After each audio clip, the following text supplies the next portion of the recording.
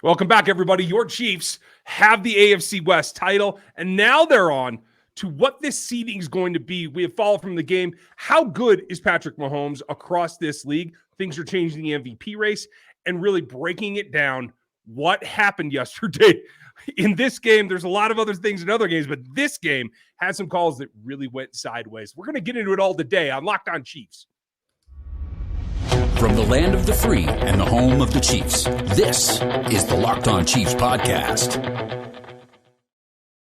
Welcome back, everybody. It is another week where we get to celebrate a win and go through the details, snap counts, who played well and who didn't. Who was a mirage this last ball game? We're going to get into that today. We're brought to you by our new friends over at Ultimate Football GM. To download the game, just go visit ultimate-gm.com. and look it up on their app stores as well. They should be everywhere. Our listeners get 100% free boost on their franchise when you use the promo code Locked On in the game store for Ultimate GM. That's going to be an interesting twist. We'll tell you more about that later. The twist today is it was all kind of twisted. The team's performance, the mentality, the calls on the field, what this has done to the MVP race. There's a lot of twists there as well. We're going to get into that all today. But thanks for making us your first listen. Check out another Locked On show for your next listen. Maybe the Locked On NFL Draft show. You might hear somebody over there that you recognize. Maybe one of the other sports, because we have all of them. So check that out. I'm Ryan Tracy, the founder of Rogue Analytics, NFL 33, and RGR Football. And I'm Chris Clark. Thank you all for listening. We really do appreciate it. Go hit the like, sub, and the notification bell if you would not mind. We appreciate any YouTube feedback via comments, and we also appreciate iTunes reviews and Spotify reviews. There's a lot to talk about, and one thing you didn't mention that I just want to throw out there, Dustin Colquitt seems to be kind of throwing a little bit of shade at somebody on the Chiefs organization right now, and kind of protecting his boy in Harrison Butker. Just want to throw that out there. And, I didn't take it that way. I know a lot of fans did. I think it's more the second part, like trying to really say that, hey, things aren't optimal for the balls that Harrison's kicking. I do agree with you there, but I don't think he meant to throw the holder under the bus. Yeah, he went on to say a little bit more that made it a little bit clear. Okay. Yeah, he specifically said that the laces were facing the sideline on Harrison's extra point. That's a problem. And he didn't get it set up right for the missed field goal in overtime.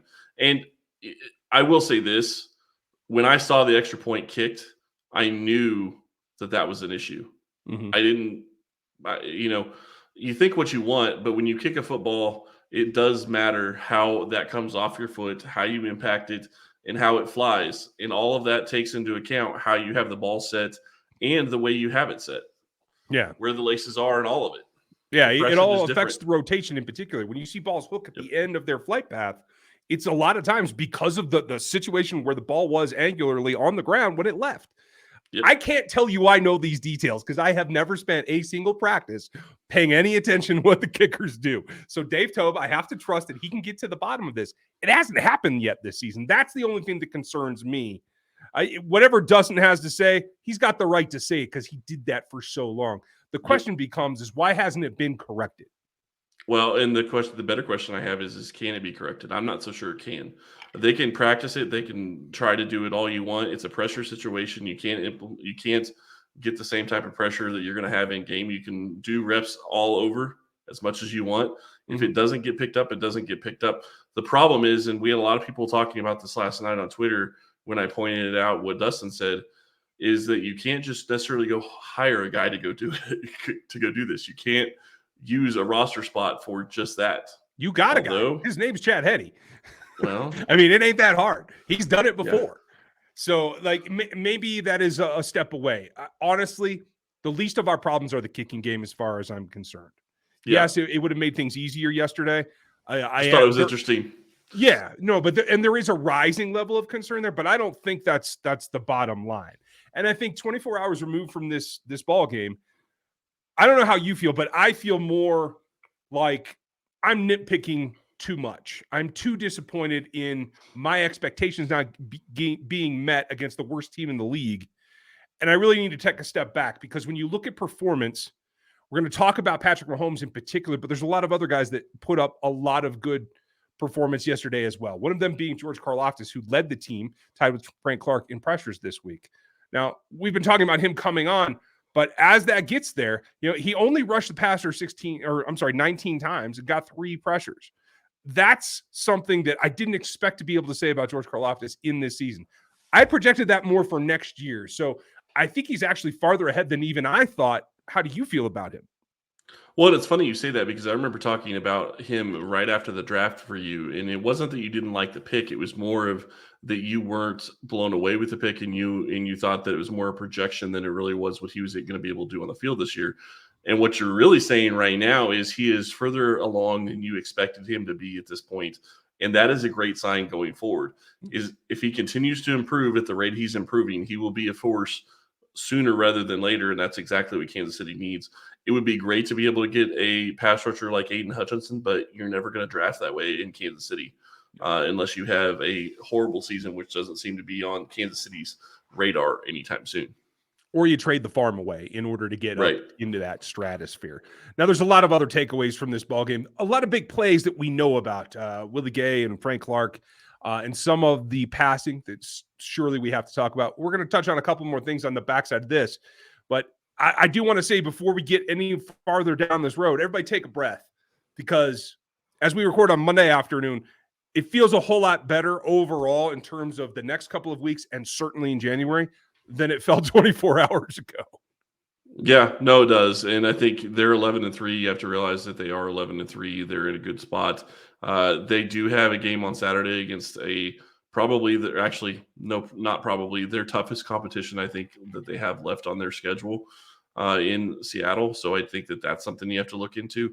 But you're in a situation where you're right where you wanted to be. You're within a game of being in first place half a game of being in first place for number one in the AFC.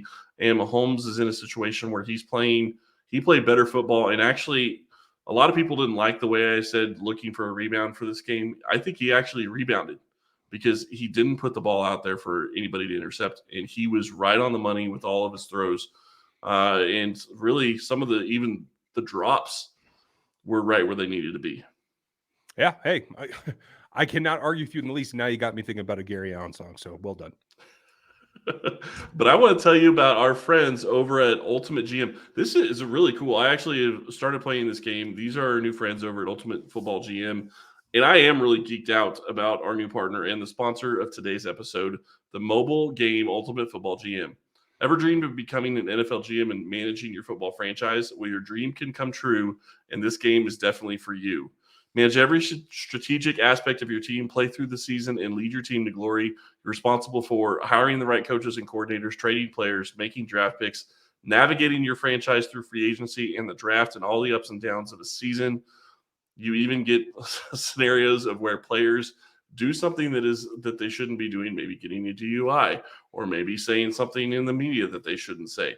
Those are all things that you can get about in this specific game. This game is very cool. I really enjoy the Ultimate GM game. Locked On Chiefs listeners get a 100% free boost to their franchise when using the promo code Locked On, all caps, in the game store. That's Locked On in all caps. So make sure to check it out today. To download the game, just visit ultimate-gm.com or look it up on the app stores. That's ultimate-gm.com. Ultimate Football GM, start your dynasty today. I want to start a dynasty. It might not be in my town, so I probably got to rent something. And our friends over at Turo can help you do that. It is the world's largest car sharing marketplace and makes things super easy. You can book what you want, when you want, and from a local community of hosts that is everywhere. Browse a huge selection of vehicles for any occasion, whether you got chores to do and you need a minivan to cart a gaggle of kids, or you need a truck to do some errands, a family road trip, a minivan maybe, I don't know, or even just test something out that you don't have yet, maybe an EV, maybe a sports car, who knows? You can book all of that easily, and every trip is backed by liability insurance. Terms and conditions and exclusions do apply. And you can forget about those boring rentals and find your next drive at Turo.com. That's Turo.com. And shout out terms and completions. Terms and completions, not just the ones that drop to the ground, right? Yeah, okay, fair enough. Shout out to who? Who you gonna shout out? To my guy Gary Allen. Who was super cool to me. The one time I ever met him, we opened a show for him back in Breckenridge like 6 or 8 years ago. And that song, Right Where I Need to Be, that's what you triggered me on. So, Okay, fair enough. nice guy. Anyway, he is a California football fan, though, so we got to throw him out for this moment. But as it comes down, the things that stand out to me, we talked about pressure. I know we need to talk about Mahomes because you have a very good point about that. But just before we sidestep that, I wasn't aware that Lucas Niang got into the ball game yesterday, but evidently he did. Got one snap, super rusty. I think he ended up giving up a pressure, but I found that as another step forward. Like, okay, if you need him, somebody goes down, that insurance policy exists again now. Do you feel that same way, or am I overhyping this thing? I think you're maybe overhyping it, considering a lot of pressure on the one play. But I wonder if it's that third down or was it 3rd and 1 that they threw a little pass to Travis Kelce and Mahomes had to hold on to the ball for half a second longer. And Kelce ran it for like 10 yards. I think that might have actually been the play because it makes sense. Because I thought the Chiefs went in more of a jumbo look for that type of design. And in that sense, I think Patrick had to step back away from the line because he was getting pressured. Now, whether or not that was Niang, I don't know. Just guessing on that. You would like if he got in the ball game for one snap for him not to have a pressure, but I understand where you're coming from and what you're wanting. But the problem is that the level that you're trying to set for the Chiefs tackles is so low at times. I think that's really what the big problem is. That's fair. A couple other things that stood out to me on the defensive side when it comes to targets and completions allowed. L'Jarius Sneed is still leading this team in only allowing the lowest volume. He's at 50%, 6 targets. He allowed 3 catches for a grand total of 22 yards. McDuffie was only targeted once. They just couldn't go back at him. He did allow that one, and we saw that Moore did get away from him on that play. It was a sizable chunk. It was the biggest pass play of the game, and actually he gave up the most yards on that one play, but didn't get targeted again. So after a week where the secondary had some struggles, I felt like they rebounded pretty well. The problem is in the passing game. It is, again, teams are starting to drift towards targeting the linebackers, where Willie Gay and Nick Bolton combined to allow every target to be completed. Didn't give up a lot of yards. So, again, that means they're in the vicinity. They're making tackles. But those completions are coming. And I think that's something that we got to keep an eye on because I think the playoff teams are definitely going to be keeping an eye on it. Well, that's definitely something they're going to keep an eye on, and it's something that they've got to either get figured out or do something to stop because you cannot continue to have that be the case and think that you're going to be able to play successful football in the playoffs. Yeah, there's just no way around it. In terms of the offensive side, we know that there was a blocking issue on one play in particular from Isaiah Pacheco. Can't blame him for the blocking issues overall. But when you take a look at who performed well and who struggled, I think at the end of the day, you're going to feel pretty good about the fact that Trey Smith was probably the guy who had the most struggles. He did give up 3 hurries. Andrew Wiley had 4, but neither of them allowed a sack. It wasn't, I think, anything gargantuan. And I think that shows that we're starting to progress. At least the offensive line is starting to gel a little bit more as they get the more physical teams coming at them. I think that's a recipe that they're going to see in the postseason as well. So I actually come away from this feeling pretty good about it.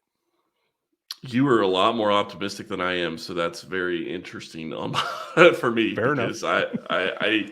I think that this offense is going to go as far as the offensive line can take them at times, and that is going to be a concern. Although the reality is they have Patrick Mahomes, the best player in the NFL, and Right. I don't think it's even close right now. So tell me more about that. What's sticking in your craw today? He is now in the lead for the MVP candidates. I think he's back in the lead for that. Only 5 incompletions yesterday, and several drops on those incompletions. The Justin Watson ball, the deep ball, and you say what you want to say, throwing it from where he threw it, the ability to put the ball where it absolutely needed to be, and Watson actually dropped it. That had the opportunity to be a huge play. They ended up going down and scoring a touchdown anyway on that drive, I believe. So it really didn't end up hurting the team. But just the way he played yesterday, he never put the ball in harm's way. He put the ball where it needed to be. And 19 straight completions in the game. I mean, what more can you ask for? Yeah, I mean, for sure. I found one thing interesting about what bit atypical of a ball game for Patrick is that the top 3, Travis Kelce, Juju Smith-Schuster, obviously they're downfield threats. But McKinnon was number 3 there, had 70 yards on the day, and his average depth of target was minus a yard and a half because of the screen game. And that just goes to show you that you have, in games where Patrick does do what we talk about all the time and being efficient and taking care of the ball and running the offense and utilizing the quick game, it does rely on the playmakers to make those plays too. And I think that stood out to me, is that one of the guys that was in the top 3 did it from behind the line of scrimmage as an average. And I think that's important to recognize going forward, because that's going to be in the game plan in the postseason as well.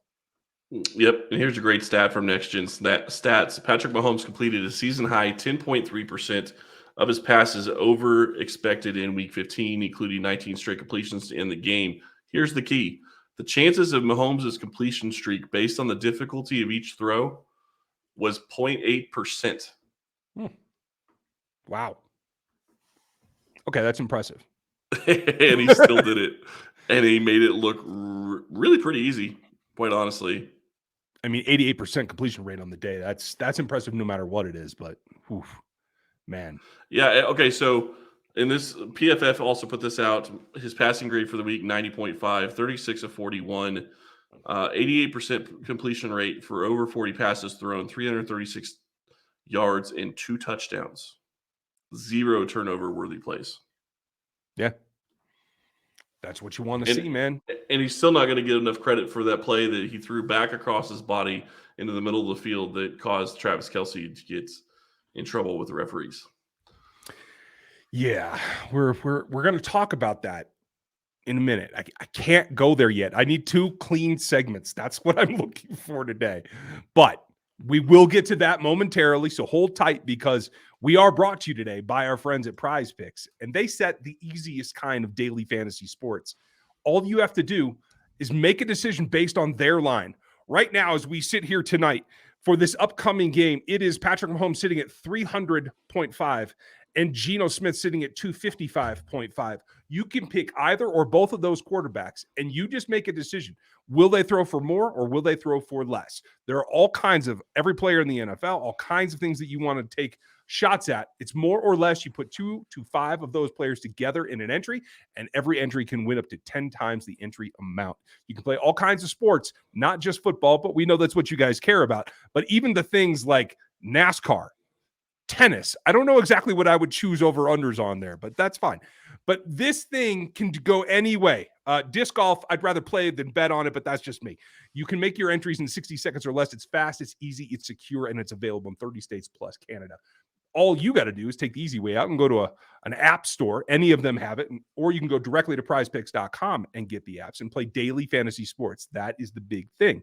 Right now, if you use our code LOCKEDON, you get 100% deposit bonus up to $100. So if you deposit $10, they're going to give you $10 extra. If you deposit 100, same thing. You go over that, you're on your own, but you're still going to get that $100. It just takes our code LOCKEDON over at PrizePicks.com. Okay. This is a show where we do our best to stay focused on the game, the personnel, how it all fits together. There are things outside of our control. Analysis is really where you're going with that. I can't analyze a judgment call by a referee, and that's one of the reasons, despite I know folks out there want to know why we don't talk about it more. It's because we can't do anything to change it, and there is absolutely no data available to tell us who might do X or Y on a given play. Even those that have, you do get stats on which crews call more of a given penalty, right? It still doesn't correlate enough to a given ball game. So we generally don't address it because there's nothing to really talk about.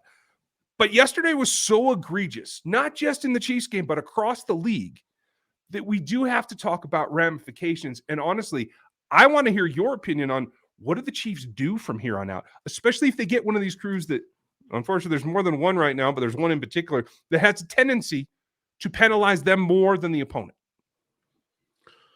There's nothing you can do as a team. You do your best to do everything the right way and to try to play by the letter of the law or the letter of the rules, and you do whatever you can. But there were egregious plays that were called against Kansas City. There were egregious plays that were not called at all that should have been called on the Houston Texans. And say what you want about the officiating. It was bad across the league in the NFL yesterday. There was multiple different instances. And quite honestly, It cost the Commanders a chance at winning the game last night. And that was a completely different scenario. But Terry McLaurin, sorry, you did what you were supposed to. Check with the official to see that you were onside, and then he throws a penalty on you. I don't know what you do. I don't know how you address this situation. People say that these should be full-time officials. Okay, fine, make them full-time officials. I don't think that changes. I don't think it changes anything. Yeah, you could try to hold them accountable all you want, and I have no problem with holding them accountable. But I don't think making them full-time is going to change anything. Why is that? Because I would disagree. I would say making them full-time would allow them to study plays more, study the teams they're reffing that week to understand what's coming at them and maybe be in better position to have a better visual on a given play, et cetera, et cetera. Okay, but maybe they can, but they're still I mean, it's still officials it's still humans trying to call things the correct way. And when you see officials that have been doing this for long enough that know better, when you see an official actually look up at the scoreboard to try to figure out whether or not they should pick up a flag or not during a game, that's a problem. Yeah. And it actually happened yesterday. We watched it happen, and they picked it up. It should have been picked up, or maybe it shouldn't have been picked up. I don't know. I thought it was going to go against Kansas City, but they picked up the flag. You can't look at a replay like that. That is not allowed by the letter of the rules. You can make them full-time refs. I just don't think it's going to change anything. You're still going to have people trying to make calls. And I get what you're saying. They can study more. Mm-hmm. Are they going to? I don't know. I would hope the opportunity, because that's your full-time job, that would allow that. I don't know that is the result. That's a very good point. I would hope too. I, for one, don't mind taking the time to look at a replay on the field too. I know that slows the game down. I know that causes frustration for some people. I'd rather have the call right. For me, the bigger thing yesterday was that situation that you said, should they pick it up? Like, they threw flags that then they picked up because they decided there was nothing there. When they missed several egregious calls, particularly on the quarterback and around his head and neck, particularly with the horse collars. Yeah, there was so many of them that I think replay or the ability to do replay better, faster, maybe it means investing in more technology by the league, but I think that would be another thing that would give them another tool in the quiver. Honestly, I think that they could make it better, faster, have every crew have an eye in the sky, and it just be somebody in the stadium looking at every single thing. They send it to New York to try to get help. That's what slows it down. Have somebody in the building that does eye in the sky and is looking at every single play, whatever you're going to be reviewing. I have no problem with that. But the reality is that you're still going to have plays that don't get called, or still have plays that do get called that have no business being called. Juan Thornhill, do you, man? I have no idea what to say. You're allowed to stand your ground. Wide receiver can't run over you, and that was a crap call. But at the same time, what is the NFL doing? Patrick Mahomes is the best player in the NFL. And I don't think most people would probably not argue that. I don't care who you're a fan of. He is the best player in the NFL. What is the NFL doing to protect him? Not much, at least not yesterday. It's stupid. And particularly, there was a collision, and I think Marquez Valdez-Scantling even put this on his Twitter feed, like the replay of a player striking Patrick in the face mask. I don't know if we're recording this or not. Yeah, we're recording this about 4:30 Central Time, and he tweeted it about 5 hours ago. So somewhere around between 11 and noon on Monday, he tweeted this out. Go look at it. Go tell me that's not a penalty. And that's the kind of thing that was what wasn't caught. It's not just the flags that were thrown that were a problem. It was the things that were allowed to not be called that were missed. I think the whole thing, it comes back to accountability, and I don't know what's changed, but certainly this year we've seen a decline in the level of officiating across the board. Ed Hockley can't get back fast enough. Let's pull him out of a retirement, because you need somebody you can go to. And I know everybody's got problems with Ed too, but when you compare it to what you saw yesterday versus the days of Ed Hockley, I think you can go back there and feel pretty good about it. Well, and I'm not going to sit here and say that there hasn't ever been a situation where you hit a quarterback in the face and I go, well, that shouldn't be a penalty. This one was pretty clear. If you go watch the replay, he actually gets his hand right in where the face mask has an opening. Hey, Oakley's going to make more money by having more shields on that, but that's still a penalty. It doesn't matter. That's a penalty. And throwing him down the way he got thrown down, say what you want. I guess it's a tackle, whatever. I've seen stuff that is a lot easier than that be called a penalty. So I don't understand how somebody throwing Mahomes down as they did yesterday is not, when you watch Nick Bosa's sack from the other day where he basically just tackles him. It's a clean form tackle. Yep. For the most part. Well, and I don't know what you do. Kudos to Chiefs photographers in-house because they caught one of the examples specifically. I'm going to run that down, and we'll have that on RGR this week. And if you guys want to see what this is influencing across the league, you can always check out my power rankings. They come out on Tuesdays over on NFL 33. And that is starting to take form here as we get closer and closer. So despite that, I do feel that the Chiefs have to be a little bit more aware of who's officiating them and how they have to avoid certain things. I thought they did a good job yesterday. Not only was Patrick uber efficient, but I thought the offense moved the ball in a way that wasn't as flashy, but it got it done more. And I think that alleviates some things, maybe not against that crew, but in a lot of ways it does. Yeah, and I think Travis got pissed off. That penalty where he got called for unsportsmanlike conduct, I think he got pissed off, and I think that changed a lot of how the offense played. And then, they pissed off Mahomes too. Say what you want, but yeah, say what you want. His wife saw it. His wife commented on Twitter. I mean, I don't generally follow her, but I saw the tweet. She's like, "They about to piss off 15," and I'm like, "Yep, I'm pretty sure they did piss off 15." He went to a different level yesterday, and good for him that he has the ability to do that. And I think we take it for granted just because we see it every single week what he's able to do with the football, and it's just nuts. Yeah, it really is. The reality though is we're spoiled. Sorry. I was gonna say we're gonna have to stop being so like, oh, look at the things that he does. You know what I mean? Like, I know that people around the league are excited about him, and we've grown a little bit jaded, I think, about the performance you get from this quarterback. And for those of you who have been yelling at me today that I didn't give him enough credit yesterday in our post-game live, well, I agree with you. I was a little bit too humbug on the exploits of one Patrick Mahomes. So we're trying to reverse that here. And I think as we move forward, I put on my social media feed. You guys check that out on Twitter. I saw that. NFL. Just the thing that lightened my mood today and helped me come around on this whole thing. So check that out. It's a fun little video somebody shot. And kudos to the original shooter. It was not me. I found this. It was not something I created. So at the end of the day, this was a win. They can move on to Seattle, who is floundering. A lot of discussion about Geno Smith and his future, and we'll be talking about that on the draft show as well. This is another team that they should beat on paper. Do they raise their level of play? Do they show up with and not keep it so close? That's going to be the question we're going to discuss with Matt Derrick tomorrow and with the crew. Go ahead. I was just going to say, the question I have is Kansas City has a tendency to play down to teams. So I expect that they're going to play down to Seattle. They're probably going to play down to the Broncos again and the Raiders again.